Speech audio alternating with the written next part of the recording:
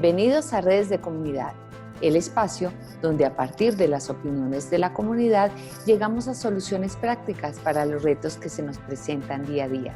Soy Mónica Munevar y hoy los invito a ver la primera parte de los tips para enseñar inglés que nos envió Seona y así poder apoyar el aprendizaje en casa. Hola a todos, hoy les voy a hablar un poquito sobre la enseñanza de inglés en línea, tanto como en modo presencial. Voy a hablar desde la perspectiva de teorías de la educación, lingüística, fonética, entre otros. Entonces, empezamos.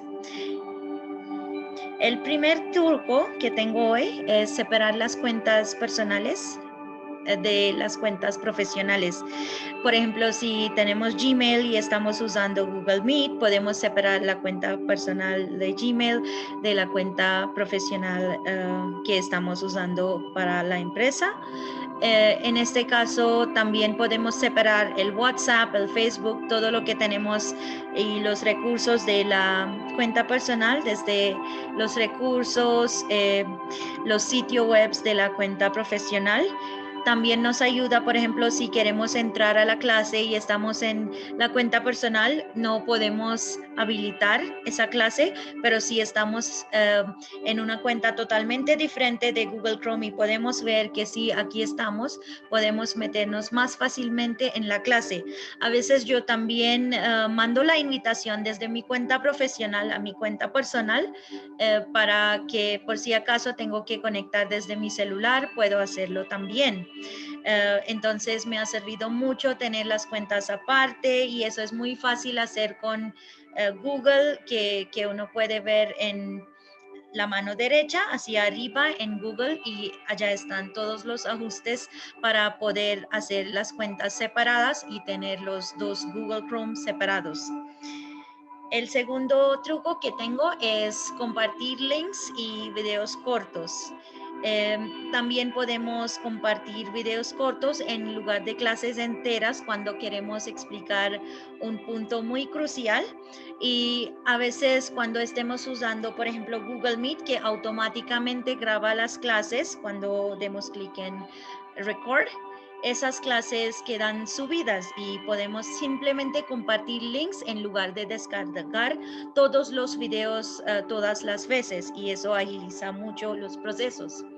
Número 3, poner música. Usar música en clases de todos los niveles. Sí, es muy importante, no solo con los más chiquitos, pero también con los niños grandes. Por ejemplo, si estamos enseñando algo como temas complejos de gramática como present perfect, podemos usar canciones que son famosos, que tienen esta estructura gramática o algunos funciones que queremos que los estudiantes vean y repitan muchas veces y con la música siempre es más fácil.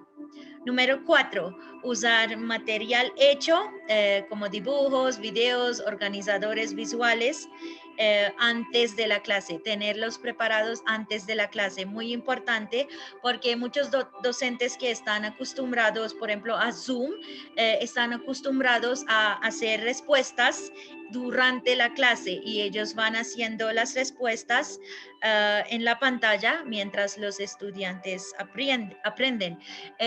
Si tenemos todo el material hecho antes de la clase, podemos mostrarles las pantallas más fácilmente y la clase fluye más rápido. Obviamente depende del tipo de la clase y el objetivo de la clase, pero sí tener material antes de la clase ayuda mucho y los organizadores visuales pueden venir en muchas formas.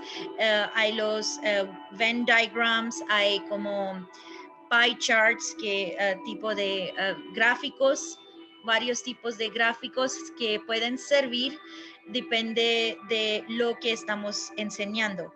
Número 5, hacer 2 versiones del trabajo de la clase, uno sin resolver y uno resuelto.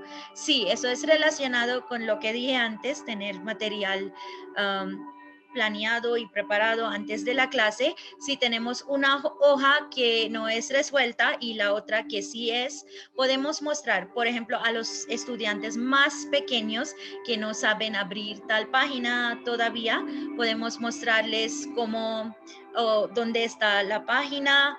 Podemos poner los números en letras grandes para que ellos puedan ver y ir a esta página sin hacer mucho desorden en la clase. Y eso sirve mucho cuando el plazo de la clase es muy corto y tienen que lograr algún objetivo muy rápido. Y luego les podemos mostrar la hoja hecha para que ellos vayan comparando las respuestas y las hicieron bien y cosas así. Y el tema de retroalimentación también puede ser más rápido y cuando uno muestra la pantalla resuelta y uno va explicando, esta es la respuesta, esta es la siguiente y todo es más sistemático. Número 6, cuando algún estudiante usa L1, L1, que en este caso puede ser el español, usar la presencia de mente para ver cuál es la necesidad más urgente. A veces el estudiante cuando intenta usar su idioma materna quiere expresar algo más complejo que lo que sabe todavía en su segundo idioma. Entonces, si este es el caso, podemos resolver la duda o el problema que tiene para ayudarle, para facilitarle a hacer su trabajo en la clase. Pero a veces hay muchos estudiantes que están pidiendo la misma cosa, entonces podemos hacer como un feedback, una retroalimentación general y demostrar lo que ellos van a hacer. En algunos casos, los estudiantes repiten la misma cosa o la misma pregunta en español, muchas veces enseguidos en muchas clases, y en este caso el docente o la docente puede usar su discreción, que sí, yo he notado que este estudiante repite la frase en español cuando la frase es sencilla, la hemos hecho, o puede hacerlo en inglés. Entonces en este caso sí podemos modelar, demostrar cómo hacer esa frase en inglés y obligarle a pedirle que desde la próxima vez lo haga en inglés. Número 7, hacer un repaso en cada sesión cada día.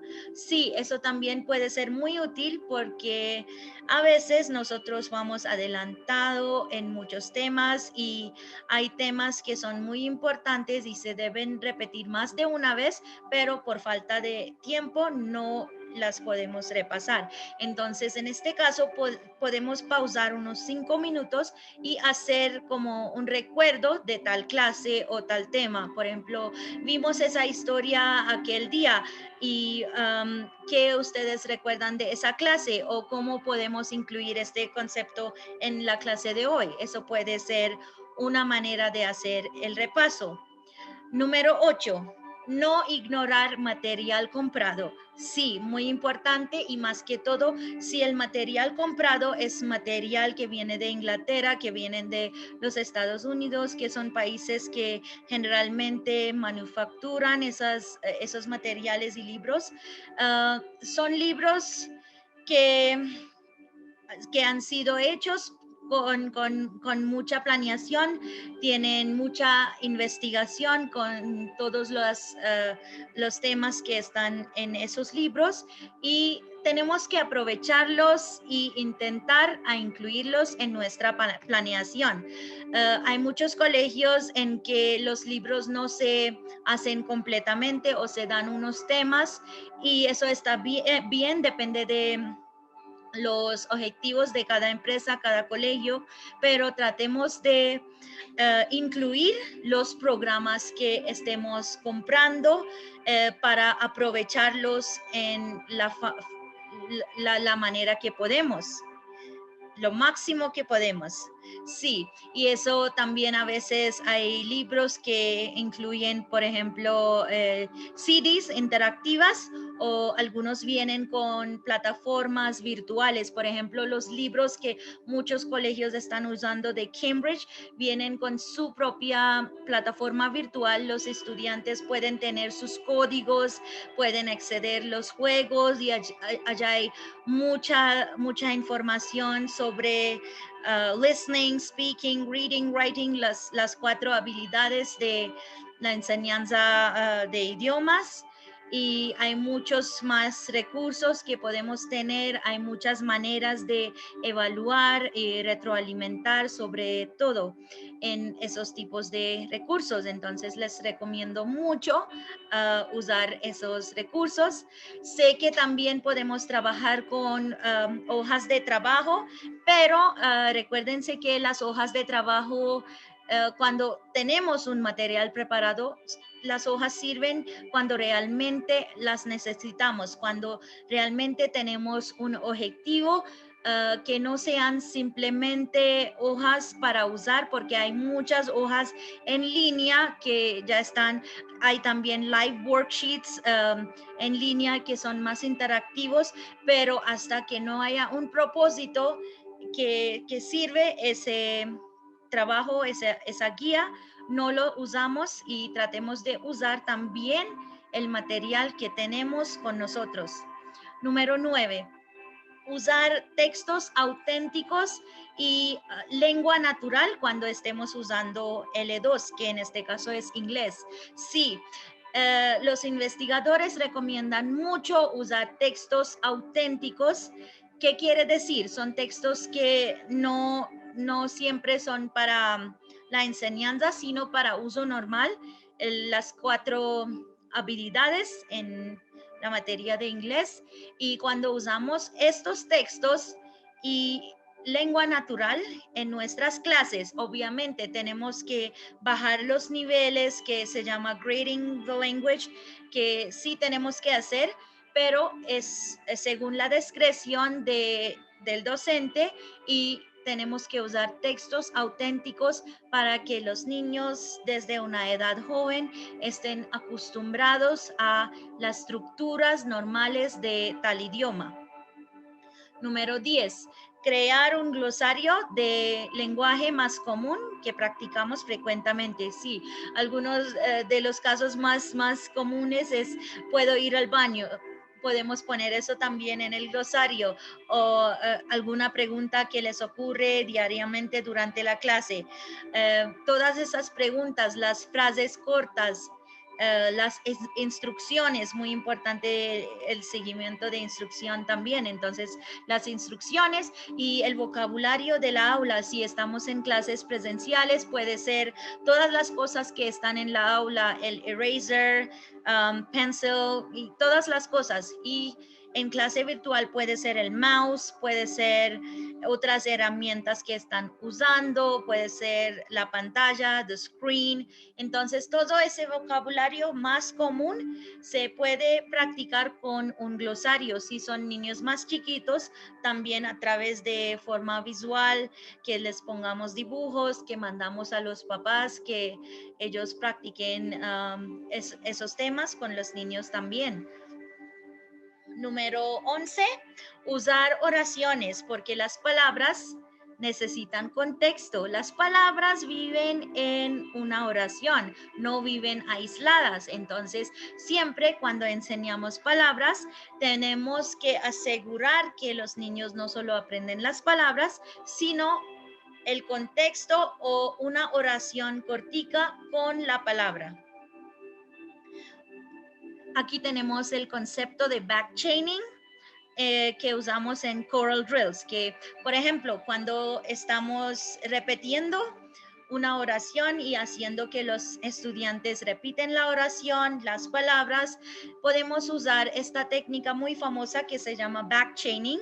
En esa técnica se usa la última palabra primero, luego pegamos la penúltima y seguimos con una cadena, una chain en reverso. Por ejemplo, yo voy a escoger una frase muy corta. I like books. Me gustan los libros. Y voy a decir simplemente books. Entonces los niños dicen books. Luego yo digo like books. Gustan libros, entonces like books, y luego digo la frase completa que es I like books. Y así los niños van cogiendo frases más complejas poco a poco. La técnica de backchaining es muy famosa en la enseñanza de inglés. Y como está diciendo aquí, podemos hacerlo en grupos pequeños para evitar mucho ruido, y también podemos hacer con micrófonos apagados. Podemos decirles a los niños que lo hagan, y usted puede ver los niños en la pantalla que si realmente lo están haciendo o no, y pueden practicar. Si ellos están moviendo las manos, la boca, usted sabe que están practicando al mismo tiempo. 13. Usar la boca para mostrar cómo hacer los sonidos. Muy importante. En inglés hay muchos sonidos que son diferentes que en español y que se pronuncian diferente. Por ejemplo, B and V. B se pronuncia, es bilabial, es con dos labios, entonces se puede cerrar la boca, y V que se pronuncia en otra manera. Entonces podemos mostrarles a los estudiantes. Otro que es más importante es el W.